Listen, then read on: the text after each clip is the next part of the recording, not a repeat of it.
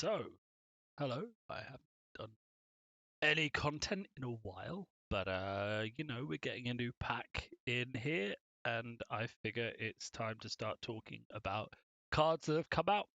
I'm gonna try and keep this video reasonably positive, so let's, try and sort of keep the enthusiasm. Sorry, this is my Discord for cards at a high level, though it may occasionally be problematic because I think some of them are quite bad.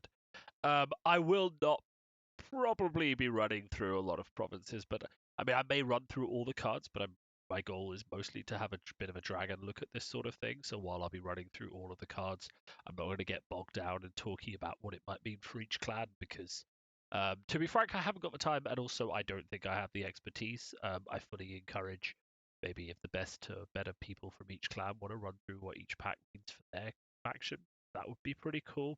But you have to play to your strength, and my strength is definitely playing dragon. Arguably, sometimes. Um,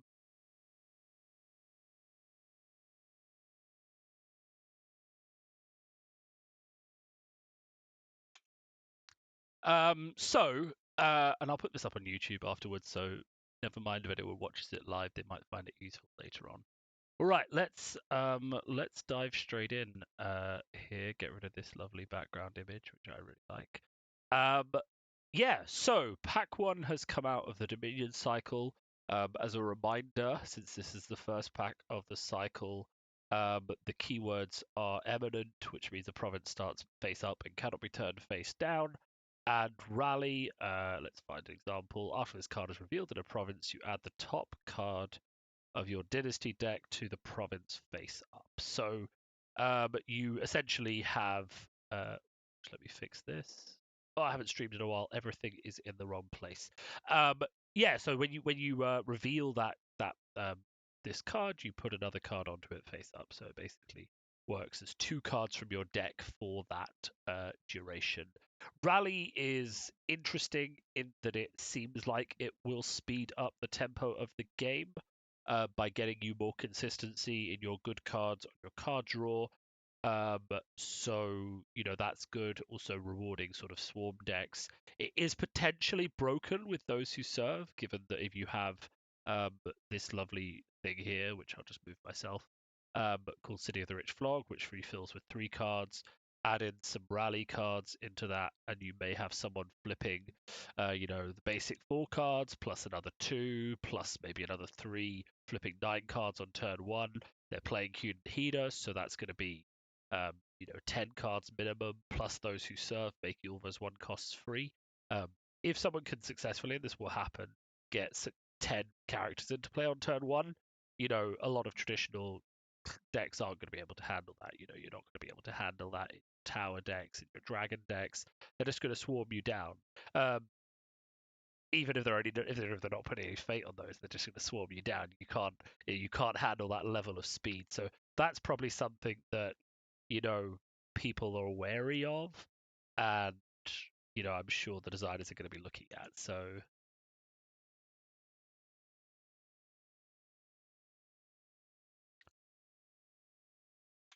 let me just post this on Discord in case anyone does want to watch.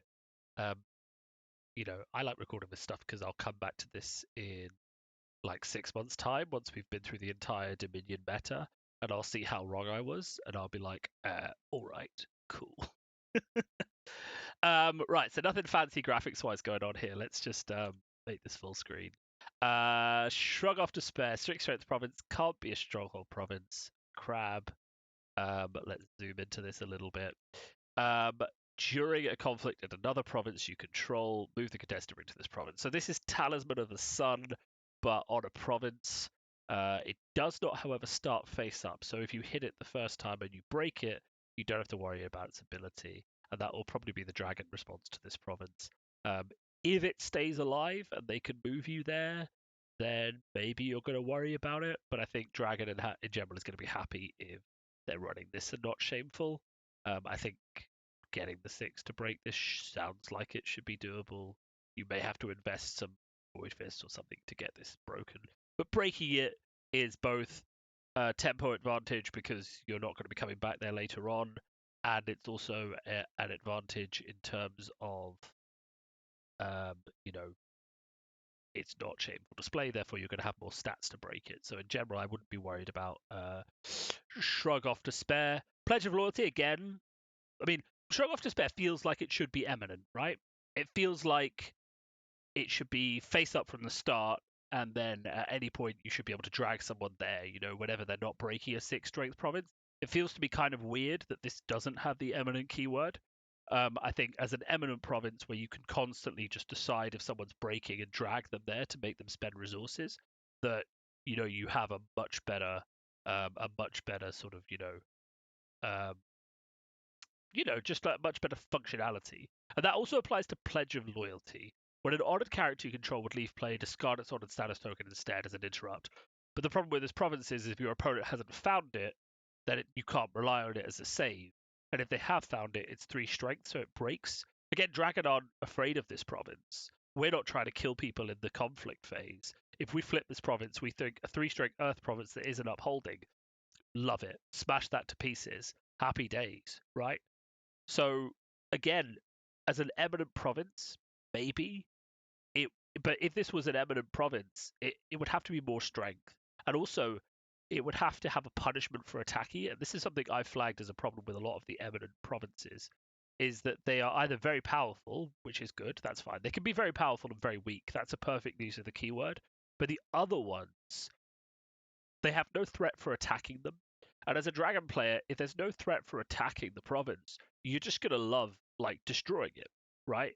There's no, there's no issue there. You're just gonna hit it, and it's gonna be like, well, there's no threat for hitting this, so I'm just gonna smash through. Like as a dragon player, I worry if I hit certain provinces which either damage my hand or bow my characters because I don't have that many readies, or somehow like negate my stats or dishonor me or maybe kill me, like abandoning honor or whatever it's called, the one that kills a dishonored character, which has hurt me, against Scorpion. I don't care if something has a static effect like Pledge of Loyalty because I'm going to break it before it becomes relevant, unless they're losing someone during the conflict phase. But they can't do that because if they're paying for a cost, then they can't interrupt it. I'm not going to be killing anyone. So why would a Crane play this other upholding authority? I don't know. If it was eminent and therefore the ability was always on, as long as you could defend it and there was some reward punishment for attacking it, like, you know, what if you successfully defend this province, honor a character, and then interrupt whenever an honor character would leave play, discard its honor token instead, then you'd have a reason to play this. As it is, you're relying on too many things. You're relying on your opponent flipping it when it works for you, and you're relying on, um, you're relying on, having an honor character, that honor character being in a position where they're leaving play. There's so many things. And I feel like the eminent keyword was designed for this sort of effect on a province. As we'll see later on, the eminent provinces have broader effects on the game than standard provinces. But, this is too variable. So the Dragon province, just continue going on left onto sharing Shinsei's wisdom. Interesting because it's water. So water traditionally doesn't have a good one. And if we look at the art as this, just as a dragon player, I am very happy with dragon art. It's one of the things I'm consistently happy with. This one is just this beautiful. He's a monk, possibly Tadakatsu, if he's wearing that straw hat and the old hand. So it could be Tadakatsu, painting a scroll of Shinsei's wisdom with this Buddha-like figure that is Shinsei in the Taoist religion of the dragon and Rokugan and the monks. Very sort of reminiscent of sort of like a Book of Kells, like an Irish mythology level, sort of like very intricate paintings. But of course, these are seen across all sort of monastic orders where monks have the time and the resources to create these beautiful works of art. So I love the art. The ability 4 strength is fine. As a water province, by the way, this is fine. After this province is revealed, choose one character, move one fate from that character to another character controlled by the same player. It's flexible. It can refate your tower if it's running low. Don't really need it with High House of Light, but it can refate your character. It can move fate away from your opponent's tower, which is a good sign, right? Which is a good thing. I mean, it's very good. Moving like one fate from your opponent's tower to their 1-cost guy is a perfect use of this ability. The only problem is that the moment water provinces are usually either not played by Dragon because we really, really like that Seeker Fate and running Seeker of Void for Fushimura and Shameful, or running Seeker of Fire for Feast or Famine and Restoration. Water is the first element to get cut, and I don't see this replacing either Upholding Authority, Sacred Sanctuary, or what else are we running? Upholding Authority, Sacred Sanctuary, and Fire Void. Fire 2 Void, Air. Oh yeah, that's fine. That's all the ones. Anyway, I don't see it replacing either of the Void or the Fire provinces. I don't see it replacing Sacred Sanctuary on the Stronghold, and I don't see it replacing Upholding Authority. So I don't know where this fits in. However, I want to say that as a water province, I'm happy to see this effect. I think it's quite interesting. I think it's quite a strong effect for water because usually water is bow ready, or moving fate around feels very dragon, and it also feels like it's a very decent water effect. So I think if you're playing keeper, shoving this in and then having like Sacred Sanctuary under your stronghold as your defensive province and just having this in your lineup, you could do a lot worse than this card. So, by all means, I think this is worth experimenting with. Um, it is worth saying that our theme is flipping provinces face down this set. So if you do turn it face down through one of the cards, maybe one of the more efficient ones that isn't Argus, then, you know, using its effect more than once to drain another fate off a tower, perfect. Like, there's nothing wrong with that. It's not like super strong, but the water provinces traditionally aren't. So, I see no problem using this. Onto the Lion Eminent province. So this is what I meant. So Eminent provinces are good when they have this ongoing um, effect that affects the entire game. So this one gives all of your provinces +1 strength for you and your teammates, so good in multiplayer, and it can replace. Well, we'll talk about elements in a second because um, Eminent provinces suffer from dual elements, but also it's a bit tricky as to what they replace. And it gives your opponent's provinces -1 strength, which sounds like it's not a big deal, but actually it turns all your 4 strength provinces or your opponent into something breakable by like a liar or a 2-cost character. So actually it is quite relevant. The only issue again with these provinces is what do they replace? This would replace Upholding and it would replace the Art of War, both of which very good. But equally, I think with an ability like this, there may be space for it, just in terms of like if you're running a swarm deck and you have this, um, all of those 4-cost provinces suddenly become very breakable. All of the 3-cost provinces can be taken by pretty much any 1 or 2-cost in your deck because they become 2 strength. Like that is actually quite powerful in terms of reach. Certainly, dragons line up. Again, coming back to our lovely dragons, which is the whole point of this stream. Not to shit on other clans, I just like dragon. All of our lineup of restoration, feast or famine, shameful display, all turn into 2s. They can suddenly be broken by any 1 or 2 drop in the lion like book without any buffs. And that's massive. Suddenly you go from like, I mean, in some cases for dragon that would be good because they're on break effects. But if you've got a lion splashing like Shinjo Ambusher who can just attack with a 1/1, drop in a Shinjo Ambusher and break your province with 0 effect, or maybe they've just got a few cards in their hand because they haven't triggered their tactical ingenuities. There's lots of ways that lion are playing around it, especially on a lion, which keeps hand size low. If they're coming into your restoration with a two strength guy and they can break it, like they're laughing. Kaku Daira, 5 strength eminence. After each phase begins, reveal each face down card of his province. Like, if charge was still a thing, this would be good. I don't really see where this fits into the game. I mean, you're gonna flip your cards of a dynasty anyway. You're gonna buy something from this province, then you're gonna flip it in the conflict, but charge doesn't exist, so why is it there?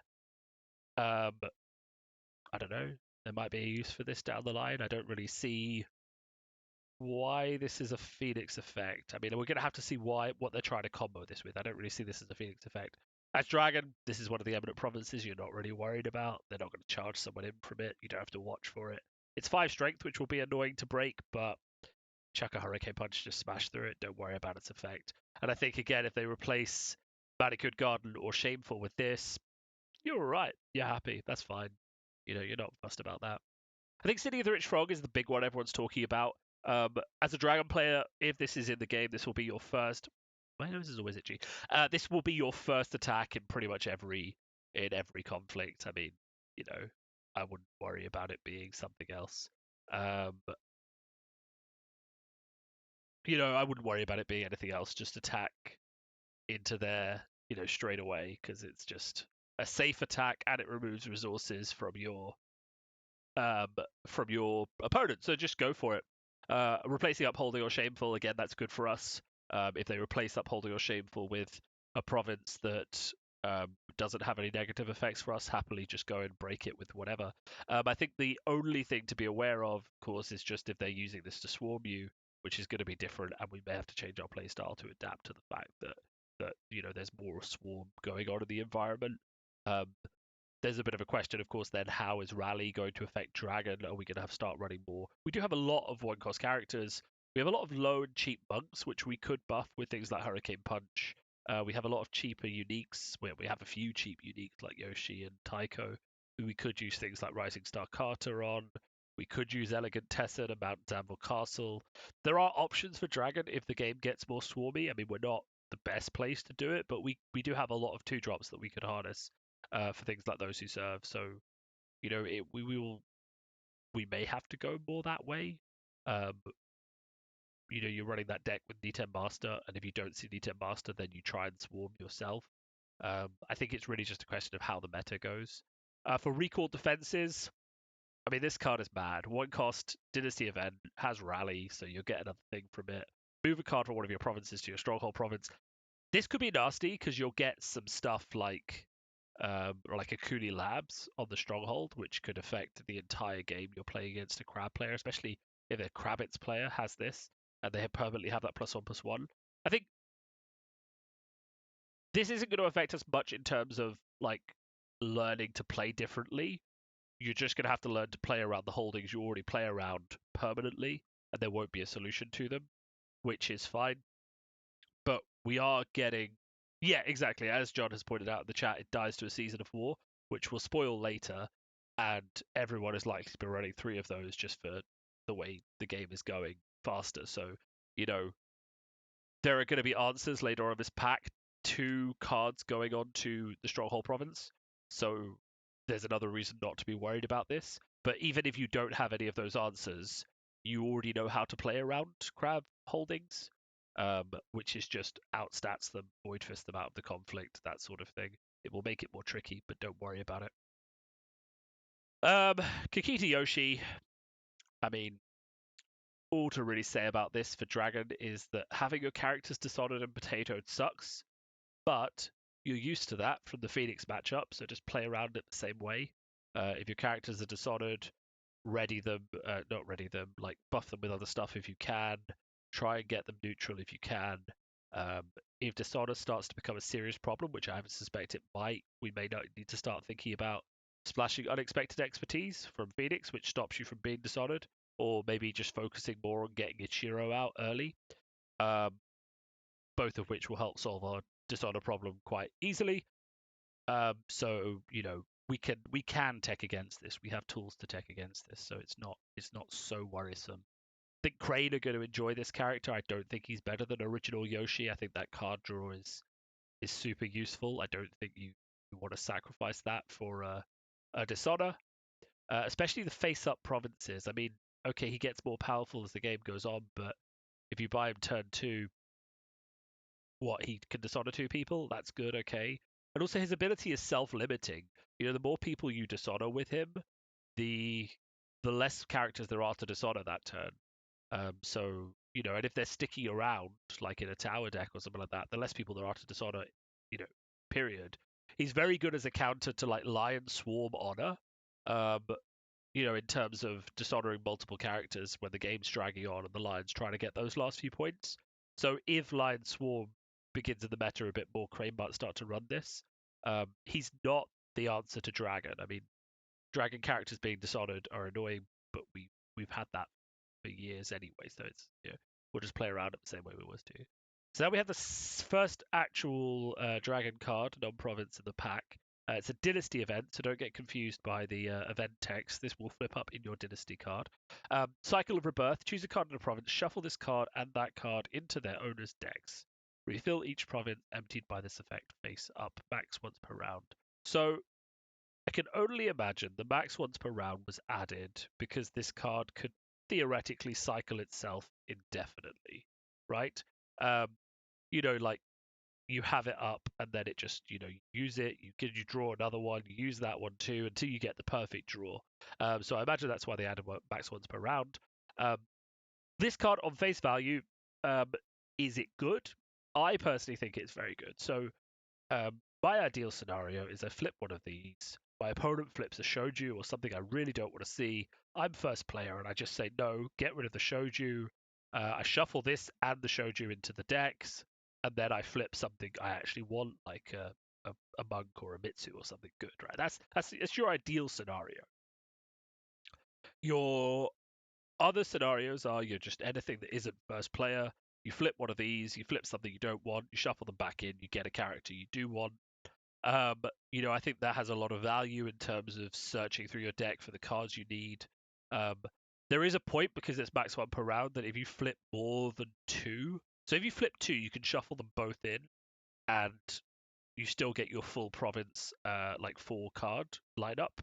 If you flip three, however, you're going to be stuck with one there. But my theory is that if you run 3 of these, you might trigger it when it's beneficial, but other times it's going to flip, but you're already going to have something you're happy to buy. So you'll just buy that, and then you'll just let it cycle out of your deck, especially when your deck starts to get a bit thinner. Um, in some ways, think of it like a holding in terms of deck, like filling in terms of how it flips up, but only start to think of it as a holding in terms of clogging your provinces as you get later in the game. Like once your deck gets below like 25 cards, maybe start thinking about starting to ditch these out.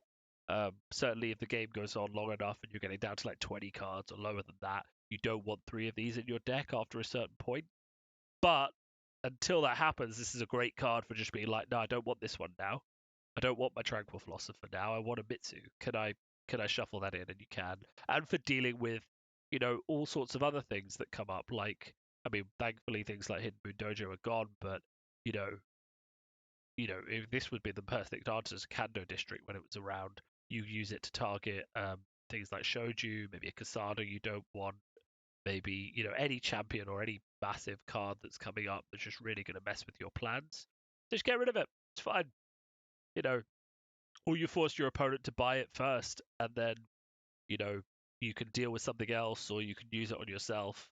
Um, the fact that it's interacting with your opponent, even if you're planning on using it to yourself, is very very good basically.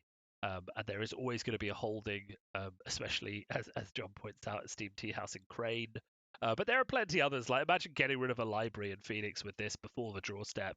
That's going to feel so good.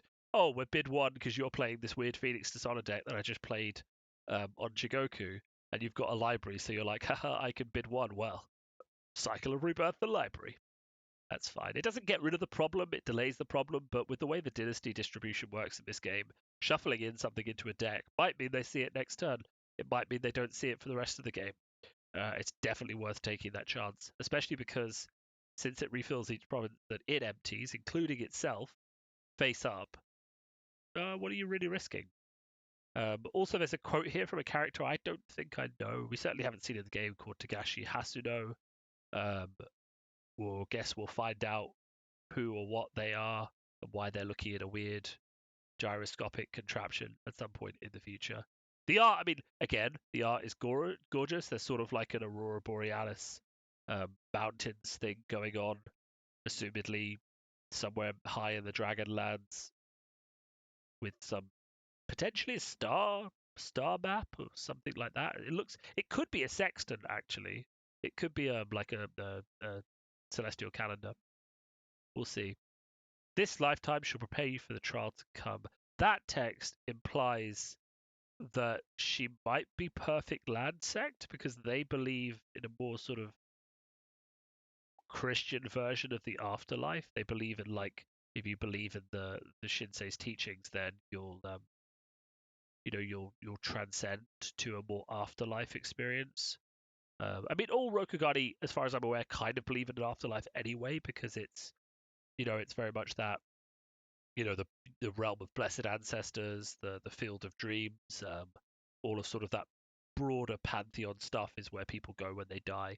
Um, but think she's the head of the Izezumi. But what evidence do you have for that, John? Um, because I mean, for me, if I read the lives from Prepare to Come, I think heretics. Um, so we'll see. Okay, I haven't read the Dragon novel, so I'll take your word for it. I really should read that before I start guessing who these people are.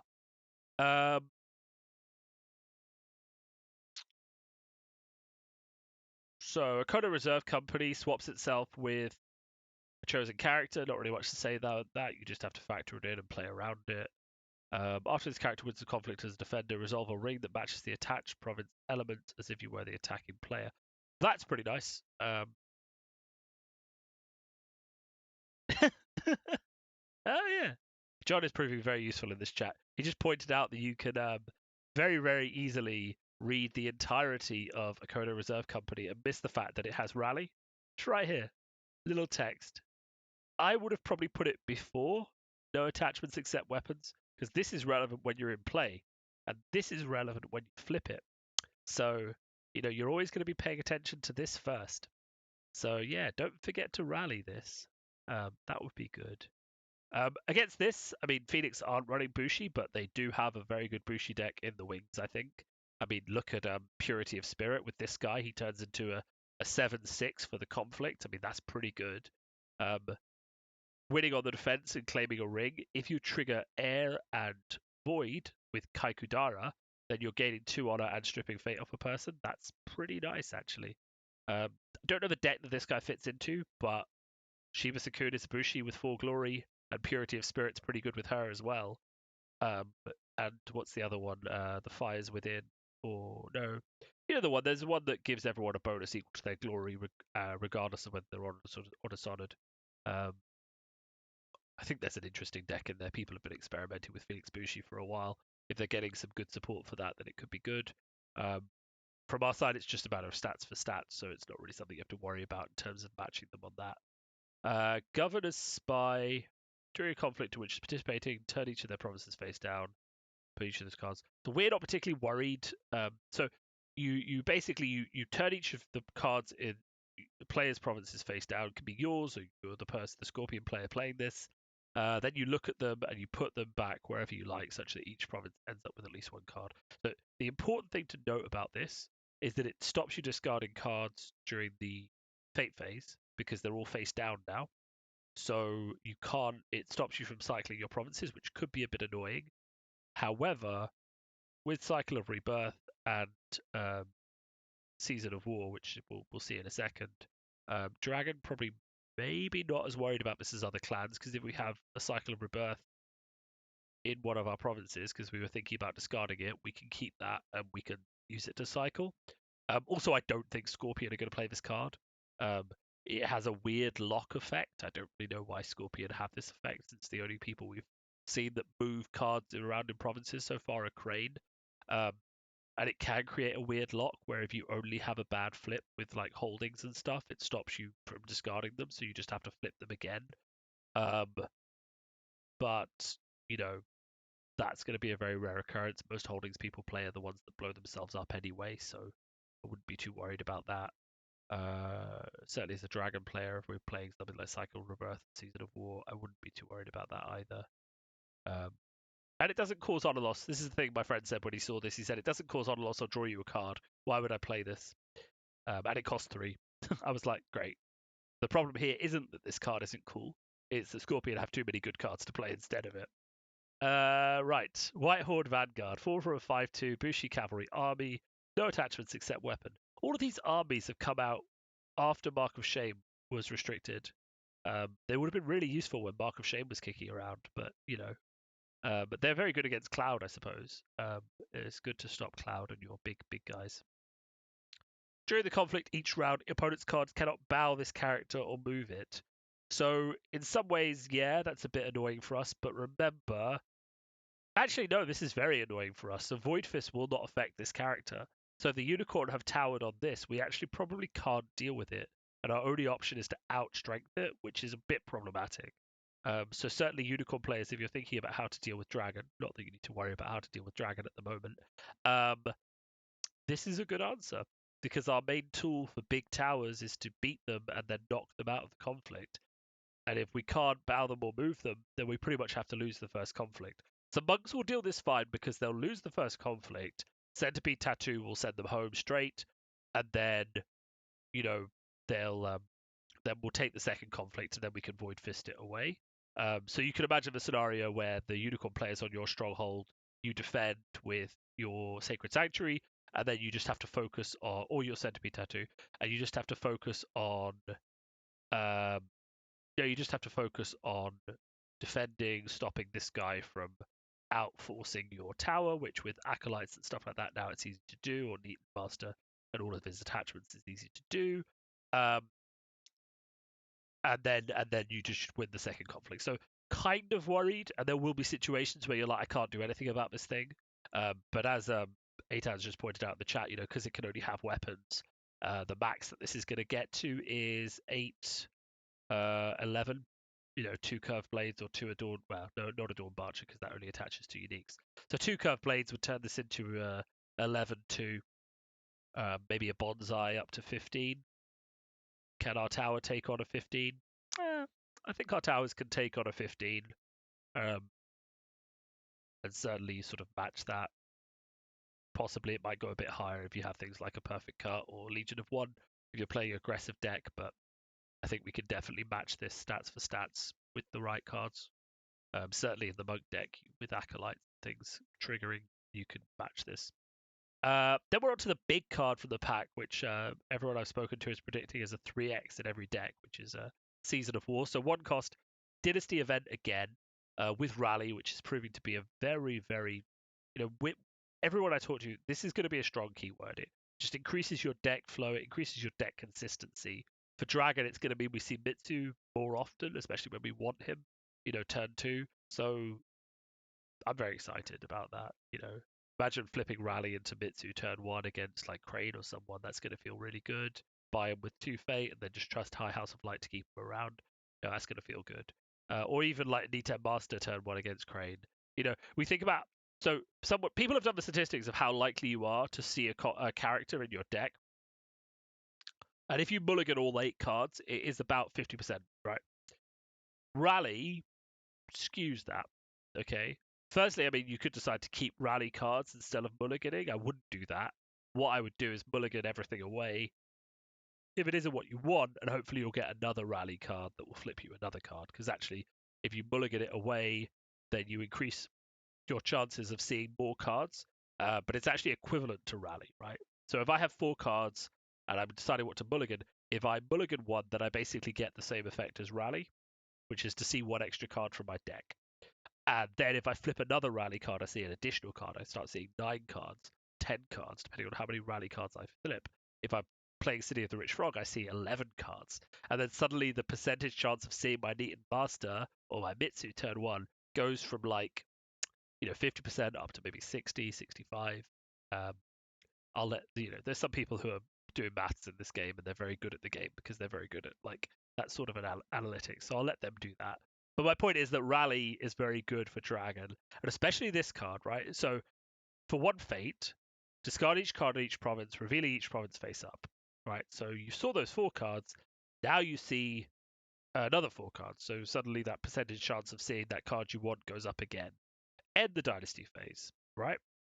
So this means everything you think it does. You start a new Dynasty phase. The first player, yet again, has the first action. So if you're going first, you trigger this as your first action. You then immediately take a second action to do whatever you want. So you're not even giving up passing fate, which could make this free, right? So you imagine you use this first action, you're down to 6 fate, and you buy your Niten Master with 2 fate on, knowing that you've got a High House of Light to add a few more fate on him later on, so it's not a risk. Or maybe you've got a reprieve or something. And then your opponent buys something, and then you pass and you get a fate back. Like, that's pretty awesome, right? And even if you're second player, you're not going to get that passing fate, but maybe your opponent's flipped a really good flop, and they're going to buy a few more characters. You just get rid of them. This deals with crab holdings. This deals with, because this discards them, right? This deals with shoujus popping up and you don't want them in your first player.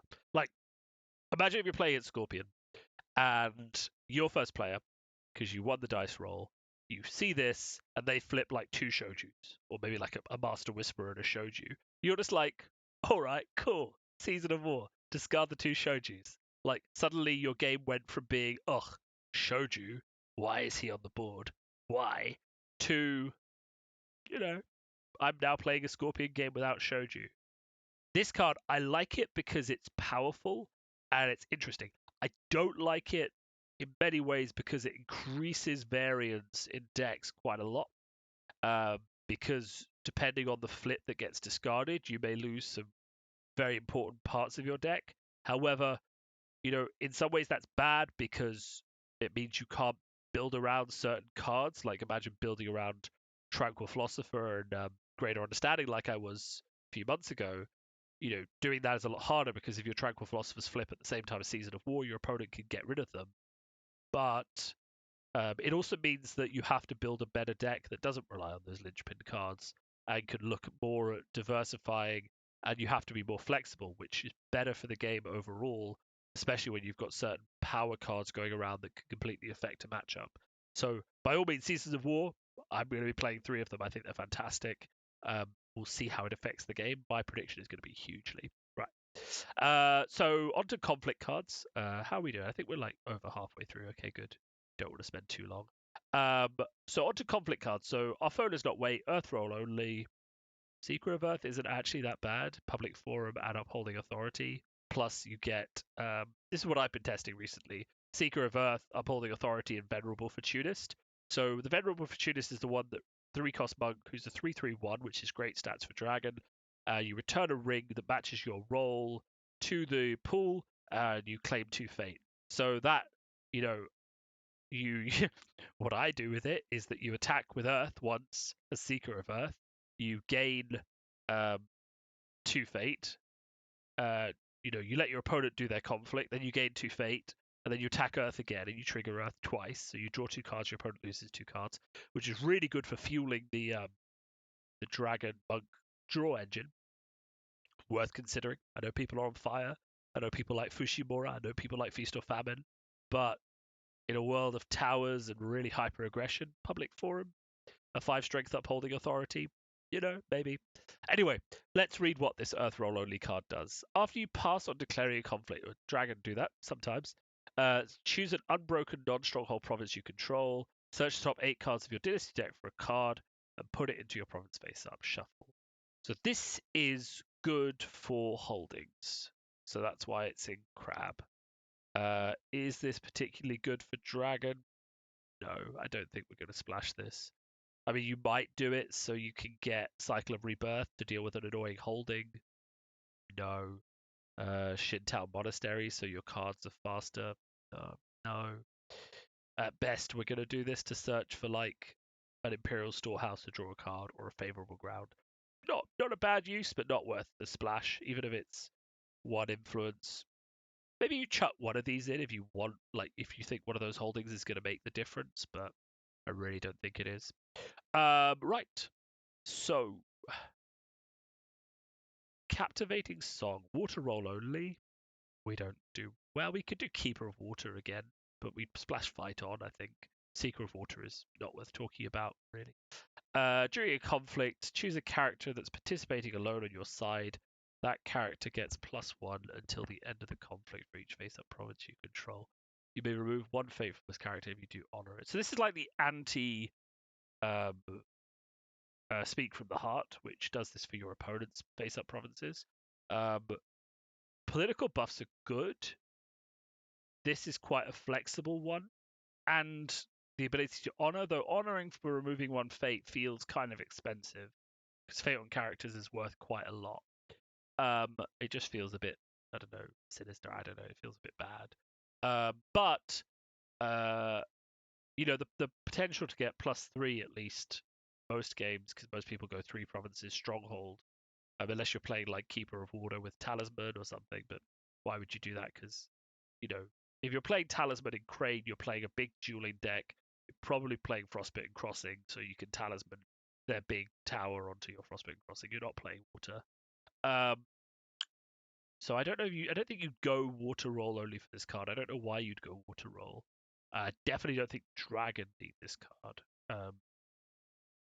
Like it would buff our courtiers, but our theme is turning provinces face down, so we're not going to be having our provinces face up. No, we're going to have our provinces face up regardless, but we're not going to be happy about it. Right, so next Dragon card. Nice bit of a conflict card. I think this is one we've already seen spoiled. Educated Hemin. Hemin? Hemin. I'm going to go with Hemin. Yeah. Attack. I think the EI in Japanese is more like hey, and then the I is more like an in. So Heimin, or Hyman. Heimin. Attached to an unbroken province you control. So it's a follower, but it's more like a battlefield. Um, each time you would refill attached province with a card. Instead, look at 2 cards of your dynasty deck, top 4 cards, attached provinces face down. Refill this province with one of the cards and discard the rest. So my thoughts are we don't play Togashi Mendicant as it is, so we don't really need this level of filtering. And if we do, we're going to get it from Season of War and Cycle of Rebirth. We're not going to get it from an attachment, because conflict cards are worth a lot more to us than flipping a Season of War, which is free, or Cycle of Rebirth, which refills itself as well. Like, if we had a specific combo cards that we were looking for, then maybe we would use this. Or if we had a specific reason we wanted our discard pile to be full. Like, the reason this could be good is if you're, like, trying to get keepers, then when you look at the 4 cards, you discard 3 of them and you're discarding keepers. But, like, this doesn't really feel like it has a place in Dragon. Like, if you're playing Lion and you have, like, Spirit Callers and stuff, or if you're playing Unicorn and you have Cav Reserves, then this sort of discarding is valuable. It feels good, but Dragon have no reason to cycle their deck other than to get out specific characters. And I think, given what we've seen in this pack, we already have the tools to do that. Um, and also, it's only 2 cards unless the province is face down. And how long is it going to stay face down? So I don't really. I just don't really see the point in this. I also don't see why it's 3 influence. I don't think many clans need to splash this. It doesn't get you more cards in your provinces. It just gets you um, one different card. I will say I am happy that Dragon is getting attachments that attach to things other than characters. I've said a few times that I'd be very happy if we had more of a, you know, greater understanding attachment engine sort of thing, but that was more protected, maybe at least from your opponent's event, so they couldn't just let it go. So if you're spending 2 fate on an attachment that goes on a ring or 4 fate, your opponent can't just discard it with something cheaper. Maybe can still discard it with something like a Mere Mystic or something like that, but not just to let go or calling in favors. But I'd be very happy with you know more dragon attachments that attach to weird things and do like game changing effects that you can control to benefit yourself. That feels very dragon. This, however, it's not a good example of that. Greater Understanding is a great example of that, but Greater Understanding doesn't have any protection. Like, imagine if Greater Understanding had a line just said, cannot be targeted by your opponent's events. Then suddenly you're paying 4 costs for it, and okay, that's still a risk, but your opponent can only get rid of it by like Mere Mystics or abilities on characters, right? Which you can cloud, which you can control. Then suddenly you've got Greater Understanding firing a lot safer to do these ring effects, and you can do a lot of cool stuff with that. And then you have other attachments feed into that and stuff like that. That would be a cool theme. This is not it, so let's just keep moving. If someone finds a use for this, I'll be surprised. I think there's no card. I mean, we need the cards in our Dynasty deck, but we have ways of getting those. And as I said, the probability of flipping something you want early on in the game is actually fairly high anyway if you mulligan properly and you play Season of War now and Cycle of Rebirth. So I don't know. I don't think this card fits in that way. Then we'll move on to the card that I'm most annoyed with actually in this pack. So I've mostly read. This is kind of like a reaction video, but I have also read these cards already. So it's kind of like an inauthentic reaction video because I'm giving you my reactions to the cards, but I have already read the cards. So, Serene Izezumi. So 3 for a 2/2/1. It's a bad stat line. Dragon already have 3 for a 3/3/0 and unique in Kazue. So I don't know why we'd pay 3 fate for a lower cost conflict character. especially given that Kazue also has utility as an attachment, so does this. Has sincerity. Monk tattoo. Tattooed is important because Monastery Protector is proving to be very good, and having the default tattoo trait is very useful actually. And sincerity. Why is sincerity on a 3-cost character? Like, why? Why is it on a 3-cost character? It makes no sense. Dragon put Fate on their 3-cost characters to keep them in play. We don't put Fate on. We don't buy a 3-cost character to let it leave play, especially not a 2/2. Like if she was if she was, if she was like a 3/3 and couldn't have Fate and had sincerity, you might drop her in. Maybe she'd have a nice ability, and then she'd stick around and then blow herself up. Maybe she's a fire-breathing, flame token monk who comes in for a turn. You can't put Fade on her, and then she dies like Doom Shigenja does, but she has a powerful conflict ability. Right, that's the sort of 3-cost character I would put Sincerity on. I don't understand why Sincerity is on this character because, I don't want to buy her for a stat line already. If I don't want to buy her for a stat line, then I'm not going to want to put Fade on her, but I'm also just not going to want to pay for her, right? So then, we read the rest of the card, right? So maybe she has an ability. You'd think that when she goes away, you get something, but actually, it's not, right? You may play this character as an attachment on a character you control, reducing its cost by 2. If you do, it loses sincerity and gains the text action during a conflict. Move attached character home. So move home, like genuinely, move home is powerful, right? You commit, your opponent's forced to defend, you move home, you can defend, and then you save a ready, you do a counter attack. In the sort of slow back and forth games where military players are trading for provinces, being able to move home, especially if your opponent has spent resources and you've just used character abilities and little things here and there, um, is great. Like genuinely, it's great, and that surprise factor is very powerful, right? Is it worth 1 Fate? Yes, actually, I would argue it is worth 1 Fate. It's sort of a counter. Favored mount is worth 1 Fate. Moving out of a conflict is worth 1 Fate. Moving into a conflict seems to be worth 1 Fate on Hawk Tattoo. I don't think this is as good as Hawk Tattoo. Um, you know, However, the issue I think is that does this character get a slot based on her ability? So do we have enough of a need to move attached characters out of conflict to run this character? Because I don't think she earns her merit as a character. I think if she was a 2-cost 2/2/1, then that would be fine, and she could be free and have her ability. If she's going to cost 3 and 1 to attach her, that's fine. 1 is a perfect cost for her ability, but her stats needed to be bigger. And then if her stats were a 3/3/1, then she would be both playable as a character and playable as an attachment. And suddenly we'd have a very good dragon card where you'd have this flex, where you'd run this person as a conflict character. But, you know, if you needed her stats, you might play her for her stats. If you needed her to move someone home, that's great. We're really loving seeing that out of like Ancient Master in the Dragon Monk deck. Togashi Acolyte, if you need it, like the ability to play it as a character if you desperately need it for something like In Service to My Lord, is great. If her stat line was a bit better, I think this character would definitely actually be playable. But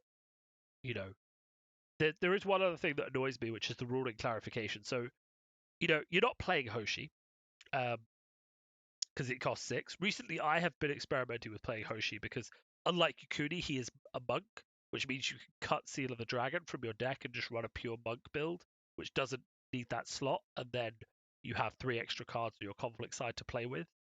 And you get Monastery Protector, who makes then all of your characters, you know, cost 1 extra to target at all times. It's really pretty good actually. So I have been testing Hoshi, and I first thought when I read this card, okay, so she's a bit overcosted, but you can play her as an attachment, and then Hoshi will move her off, and then she's got Sincerity. So you play her for 1 on Hoshi. He moves out of a conflict if he needs to. Then you detach her, and then you've got a 2/2 with Sincerity. Then you're playing 1 Fate for move away, a body, and to draw a card. Suddenly you've got a very good card to combo with Hoshi if you're playing him. Which could be could be the reason this card was designed this way, right? Because you know, Tyler, obviously, when you're designing this game, you want your 6-cost characters to be used. I'm not going to fault him for designing a card to work with Hoshi, right? I'm not gonna fault him that way. Hoshi's really cool. He doesn't fit the way that decks are at the moment, but I'm not going to blame the designer for designing a card that would work well with Hoshi, right? Here's the problem: when you do attach this as a character, it loses sincerity, right? It loses sincerity permanently. So even if you detach it, it doesn't gain sincerity back. So why does this character even have the sincerity keyword with its stats, right? Because at no point, even with Hoshi, is sincerity going to come into play. So we've got an understated 3-cost character with an all right but not game-breaking action ability. I just don't see this. I just don't see this slotting in unless we have a desperate need to move our characters away, which we don't because of Centipede Tattoo, right? So you could play this, or you could play Centipede Tattoo. With Centipede Tattoo, you don't need to move home because if you lose the conflict and your opponent spends loads of cards to make you lose the conflict, you don't bow. The only times you really want to move home from a conflict is when you've committed on the defense and you make your opponent spend loads of cards to break your province, which then you run away and you don't bow. And your opponent spent lots of cards, but Centipede Tattoo fixes that because you don't bow if they spend loads of cards to break the province, right? Or when you're attacking and things are going badly, your opponent's winning, and you want to run away to save your character for another conflict, which you don't need to do because Centipede Tattoo will mean your character doesn't bow. Or when you're attacking as a bait, that's the only time this is valid, is when you're attacking better than Centipede Tattoo is when you're attacking as a bait and you want to run away. I don't really, know if it's worth a slot just for that. The only other thing to say about it is that if it can be played as a 1-cost attachment, it can be played at any time for a acolyte trigger, but so can loads of other cards. So no. So prepared ambush. This is worth talking about because I think it will affect the meta quite a lot, especially even for Dragon. Attached to an unbroken province, limit 1 battlefield attachment per province. During conflicts that attach provinces, you may play each character in your provinces as if it were in your hand. Each character played this way must enter play in the conflict. So this is basically why the fuck has this been printed, right? I'm sorry, I'm swearing on stream again. But we've just banned Hidden Moon Dojo for being too powerful for having this effect on 1 or 2 provinces in Scorpion, right?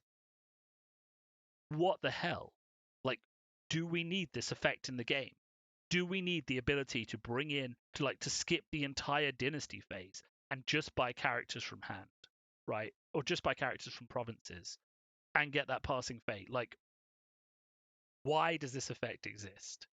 Okay, yeah, it creates flexibility for the player that uses it. It allows them to be, but too much flexibility. It turns every character in your provinces into a conflict character for a province, right? It's you put it on your stronghold and then suddenly you can skip or you put it on your opponent's stronghold and suddenly you can just buy your entire thing that turn and attack them.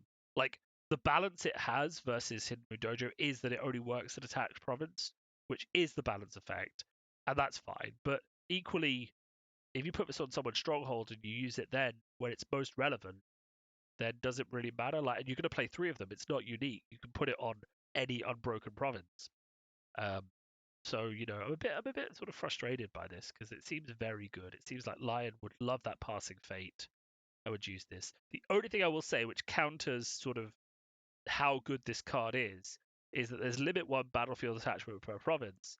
So if this becomes super powerful, it kind of cancels itself out because if you play yours, I can play mine and it will discard yours because there's limit 1 per province. And the person who attached it gets to determine which one gets discarded because there's too many. So, sorry, just a bit of itchy nose. So Lion is going to have a lot of fun because I have 2 in my hand, you have 1. They kind of work like a soft cancel for each other. But equally, I think this is quite powerful, so we'll see how it works. The only thing is that if it's limited to the attached province, people may not play it because it's not flexible enough.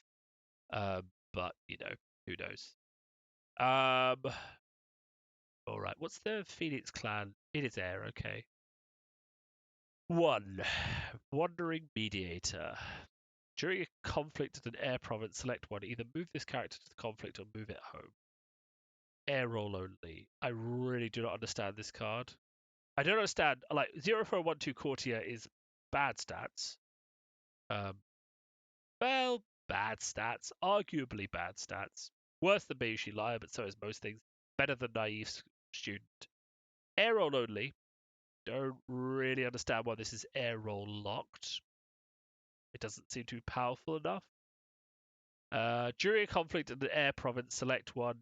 Either move this character to conflict or move it home. So it works with the eminent province, but that effect isn't that strong to be only limited to an air or province. Like Scorpion have a conflict character. Is it a conflict character? I forget. Scorpion have that character. While there's a dishonored character at this in the conflict, he can move to or from the conflict. This they have roughly similar stats. They're both 1 costs. Okay, so John in chat is saying that he's going to play this card because it's a 1 cost courtier that Scorpion can play, and they can fit it in around display because they like 1 cost conflict courtiers, which they don't have. So we've given another Scorpion card. But a Scorpion playing air roll? They're playing keepers, aren't they? But I suppose they could just play keeper air. It's not as good as keeper earth, but it's not bad either. Then they could play Soul Beyond Reproach and Noble Sacrifice. Well, not Noble Sacrifice then, never mind, because it's Phoenix. But one influence as well. I mean, when you're designing this card and you're thinking about splash values, you lock it behind an air roll, okay. But you must think Scorpion splash go keeper of air sometimes anyway. And Scorpion love 1 cost conflict courtiers. You must think, why don't we not let them fit this in around display of power? Why don't we make it 2 cost on the influence? Like, who's splashing this? So the ability's lackluster. The trait, the keyword, I suppose, is useful for things like Full Shame. The stats are average for its cost. Do Dragon need to be worried about this coming into the conflict? If Scorpion are playing it with For Shame, if someone drops it in and For Shames you, maybe a little, but you've already played around For Shame for years, so I don't think you need to worry about that.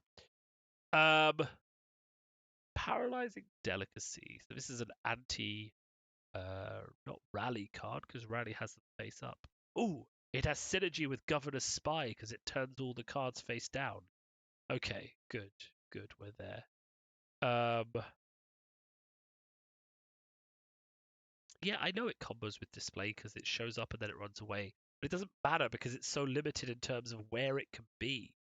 Like, okay, so I randomly attack your 1 air province, right?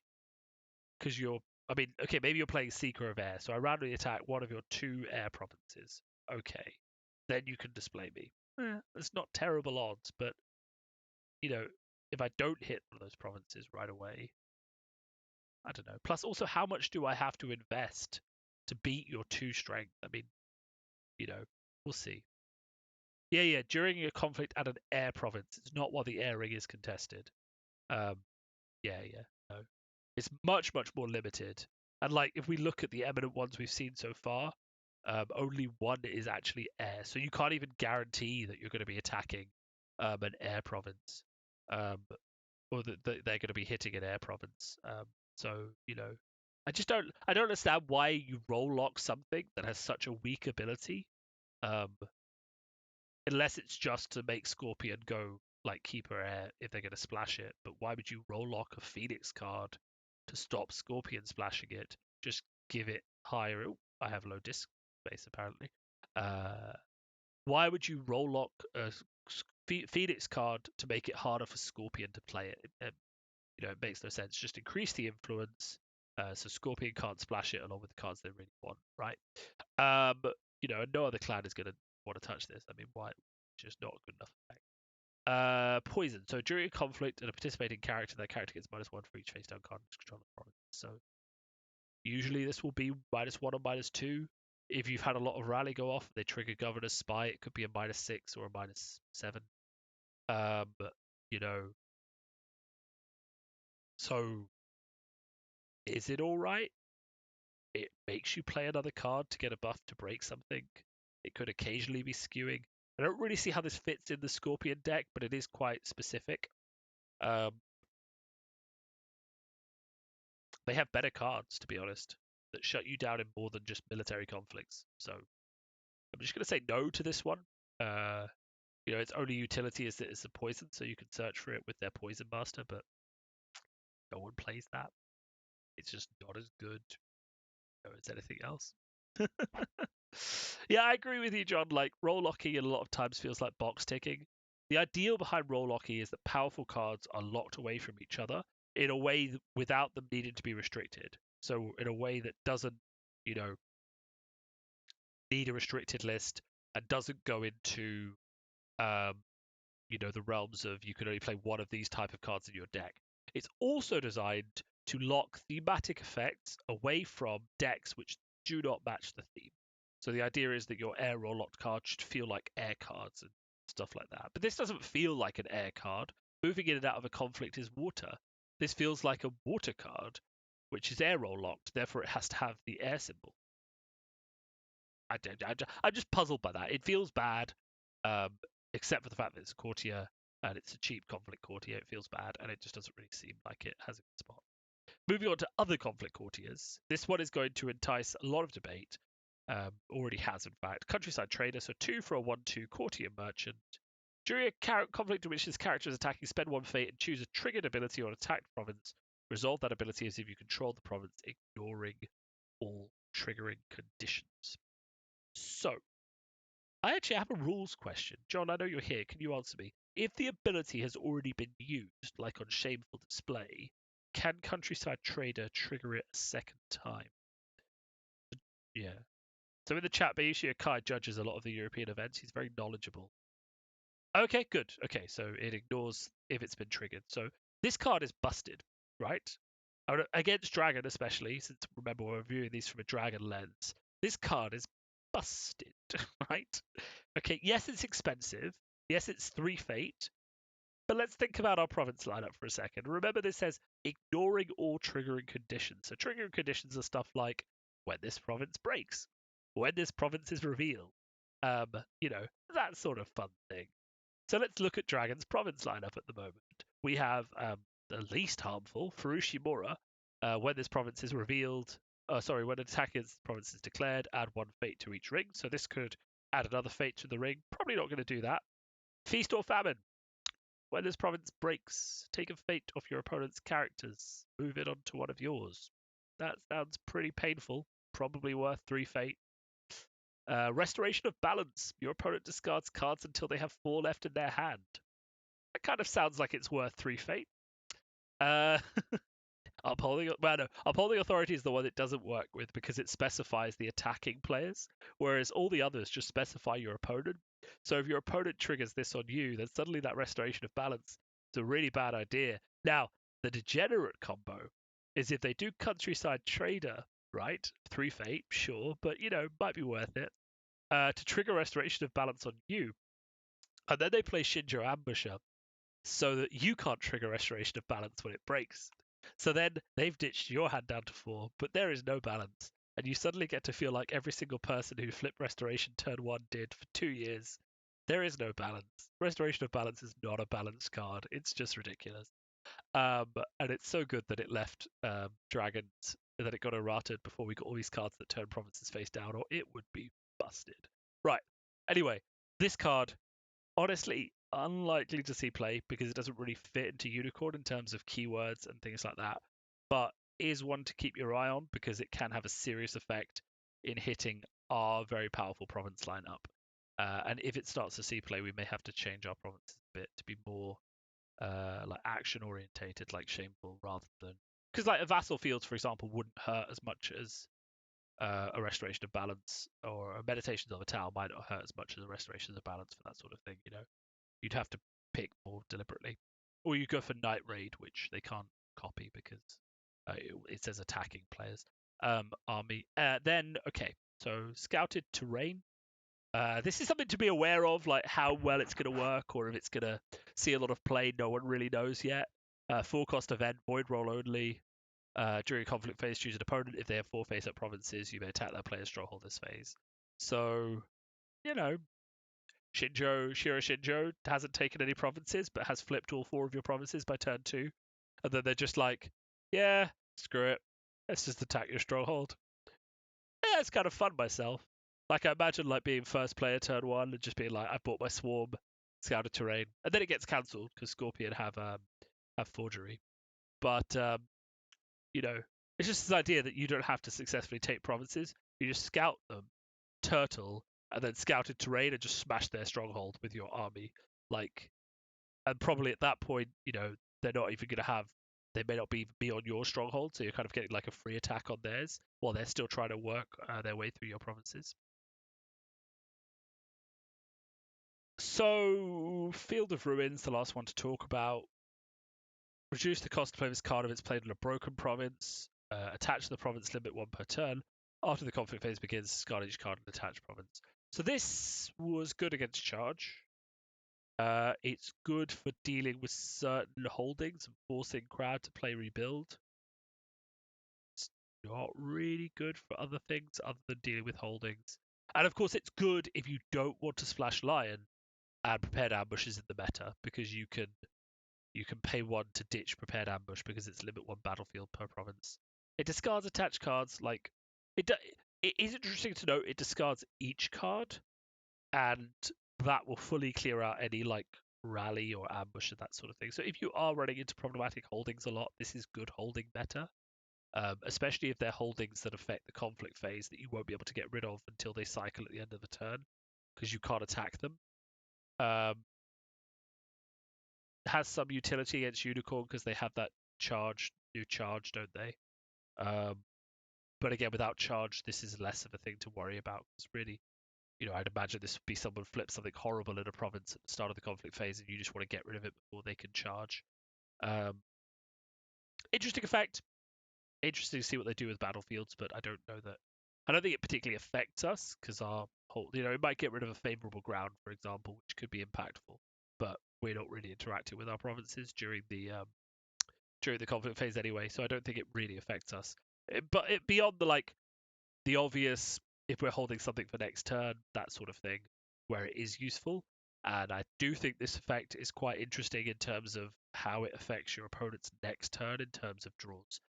Because I think anything that lets you play with what your opponent's going to have for his next dynasty phase, like Cycle of Rebirth or Season of War, is an effect worth considering because we sort of take the dynasty phase for granted, but I think one of the themes of this cycle is going to be that dynasty phase can't be taken for granted. Anyway, right. So, kind of just as a dragon summary, none of these cards are particularly amazing. Given the other cards we've seen spoiled from this cycle, I have a feeling that that may be a theme that we have to deal with. Because all these cards were designed during the Niten Master Power phase when we were very strong. And you know what? We're still playing that deck, so clearly it was strong. There's a happy thought right there. Keep playing test until the game ends because never get anything better. And we don't have cards to replace it, and there isn't a significant ban on like existing cards. So rotation delayed as well. So these cards are never going away. And Niten Master is never going away. Niten Master deck. And I will admit, and just to sort of talk back a bit to away from the pack and just sort of going back to recent events. I did attend the recent Grand Championship in the UK, and the night before I was looking at what deck might be best to help me win the tournament, and I was looking and talking to Arash and other dragons, and he shared with me a list which is essentially just test with Tanto and replacing Sharpened Zurahashi with Tanto and then adding in a Mountain Does Not Fall and some skirmishes so you get a bit more covert. Seemed like kind of the deck I've been playing for the past 2 years. And as I was like, cool. I want to win. I want to play well. I want to try and like make a cut because that's my goal for the year is to try and make more cuts. I made the cut at Worlds, but the cut at World is nice and generous. I did win a game in the cut, so I proved that I was at least meant to be there, and I almost won my second game, but I got a double sacrifice 3 times because they calling in favored all of my protection. I didn't draw anymore. It was painful. Like you could hear the pain in my voice. So I almost made it to the top. I think 32. No, I think I almost made it to the top 16 because I was doing well in that game. and I was taking provinces, but then he noble sacrificed me, and then I almost stabilized with another character, and then he calling in favor two Finger of Jades and noble sacrificed me again. So, you know, kill effects, yeah. But my point is, so I want to make the cut more, but then I was sort of sleeving up this D10 master focused test deck, and it does have a few other newer cards in it. Season of War will probably slot into it. It has other stuff in that makes it interesting. But I just got really angry, and I'll do another video on this at some point later on because it is one of the issues with an LCG format I do want to talk about. Once I've got a more coherent idea of what I want to say, you know, the volume of cards that you get with an LCG each year makes design of those cards so critical in terms of taking you away from some themes and allowing you to play other decks. And when you see examples of repetitive, I'll say bad design, but I want you to know that I'm not meaning that in terms of like the full strength of sort of bad design. I think Tyler has created a lot of very interesting effects that the community is very quick to dismiss in terms of, like for instance, High House of Light. When everyone saw it, they were like, "What the fuck is this shit?" And also, to be fair, it still shouldn't have 7 influence, even though we have played it more and we are warming to how it works. So, you know, we don't hate it as much because we understand that its ability is flexible and actually quite good. Still not worth 7 influence, and still could have been worded better.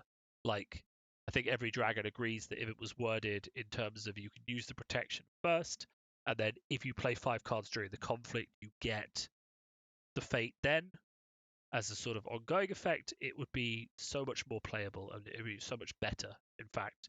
Um, but it's not going to get an errata, so let's not think about that. Let's just talk about the fact that, okay, so Tyler has designed some very interesting cards, some of which we've dismissed that have turned out to be reasonably good.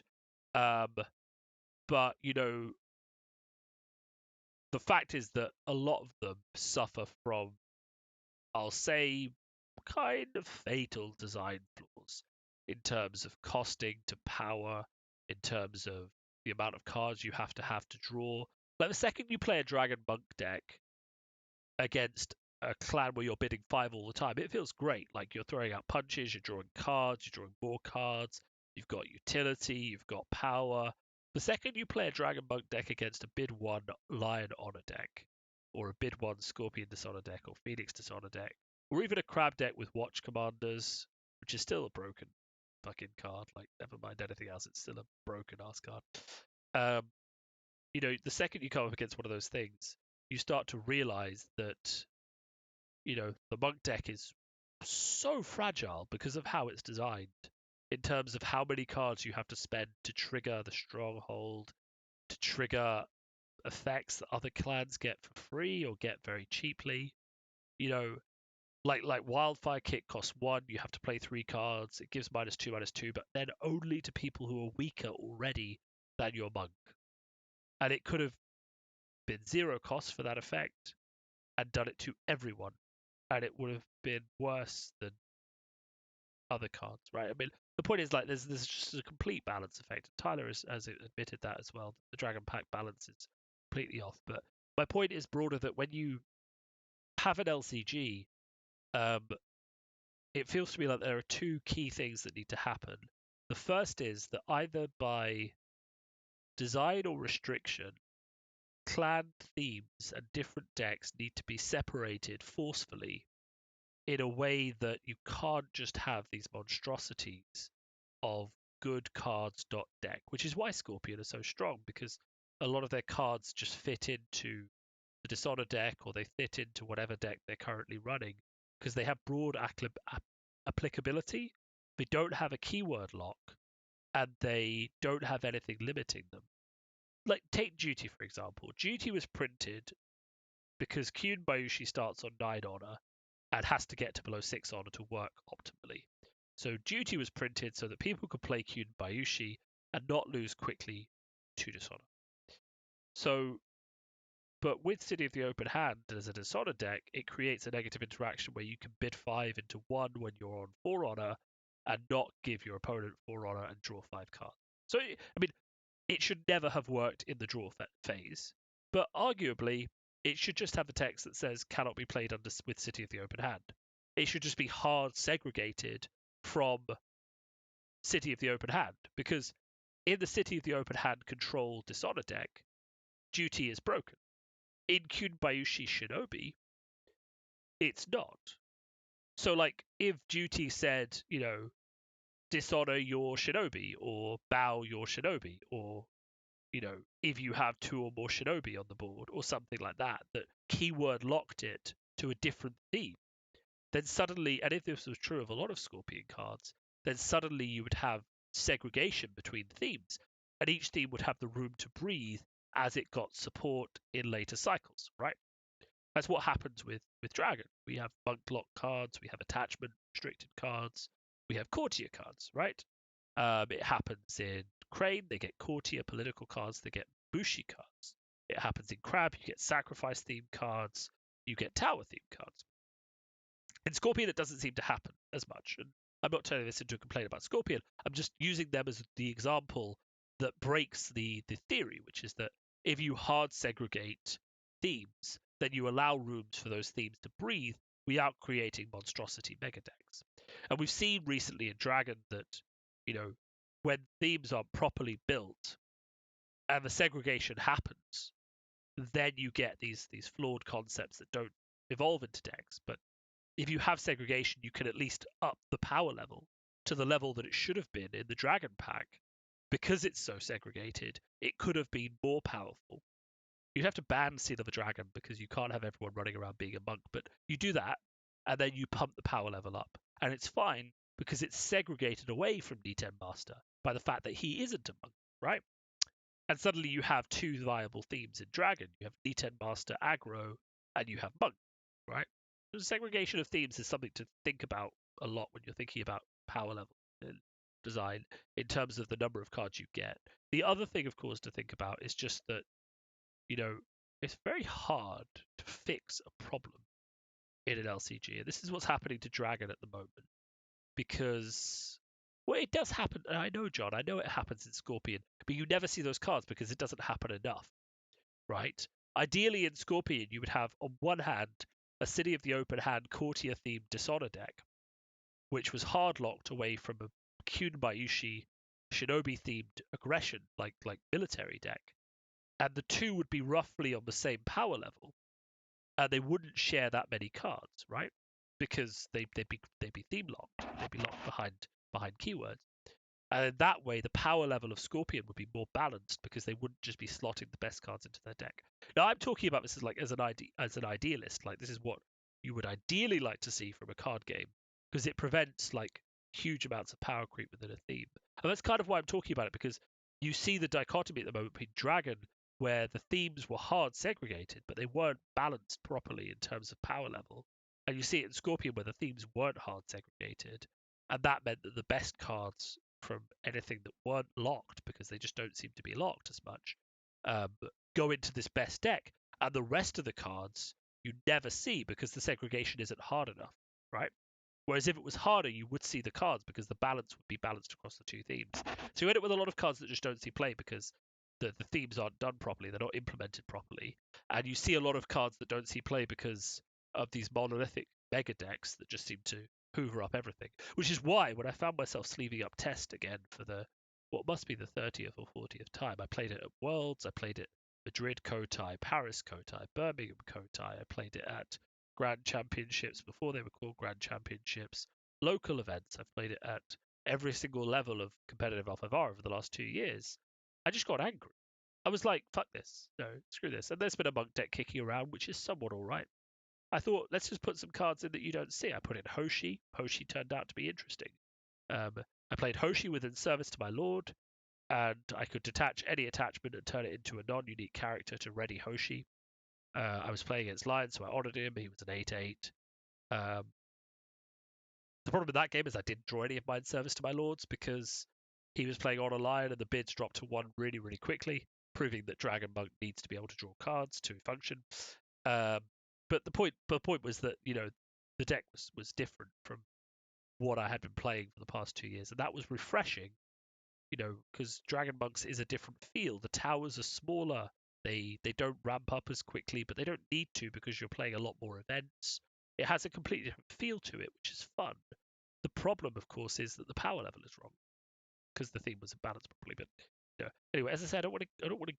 I want to talk about this because it's on my mind when I read the cards from Dominion that we've seen previewed so far, and in this pack, that there seems to be an issue with dragon design in this cycle and in the dragon pack, but not necessarily even in terms of power, just in terms of like direction, feel, synergy with other themes, whereas other clans seem to be getting a lot of synergy within themselves, or at least cards that don't feel as locked to a specific theme, so they have broader applicability. Um, like for example, like so if we look at Cycle of Rebirth, this is what I mean as a broad applicability card. You know, it doesn't require a monk; it just does what it does, and it works. And this is good design. If you want the clan to have a way to do this, is good design to just give it to them without a keyword lock. Whereas right next to it, we have a thing that requires a battlefield. Okay, yeah. This is a keyword lock, but that means that they can print strong battlefield effects and strong cards that work with battlefield effects, and they synergize together. Anyway, I feel like I've gone into a bit of a ramble when really I just wanted to preview cards. This is why I want to do a video on that properly later on, but I need to actually sit down and write a script to it, or it's going to be convoluted ramblings. Um, so for now, I think I'll call it a night. I'm sure we'll get another pack leaked soon. I am working on some other videos as well on another topic that you can all look forward to. Um, on the topic of clan design and card design and things like that in terms of L5R, which I think will be quite an interesting thing to talk about. Um, if people want to listen to those sort of musings, we'll see. For now, I think it's been an hour and 20 minutes. It's like 12:30 in the UK, so I need to go to bed. Yeah, that's about it really. So thank you for those of you listening. Those of you listening on YouTube, of course, I have uploaded this there as well. So feel free to put some notes or comments if you have anything on YouTube or questions and things like that you'd like to see me answer. I do plan on trying to do content a bit more often, just because I quite enjoy it and I enjoy relaxing in an evening and just spending an hour or so going through some cards and talking about them. If my performance in this game matched my ability to to talk about this game, then I would be world champion by now. So let's keep up that spirit. Yeah. So thanks everyone, and good night.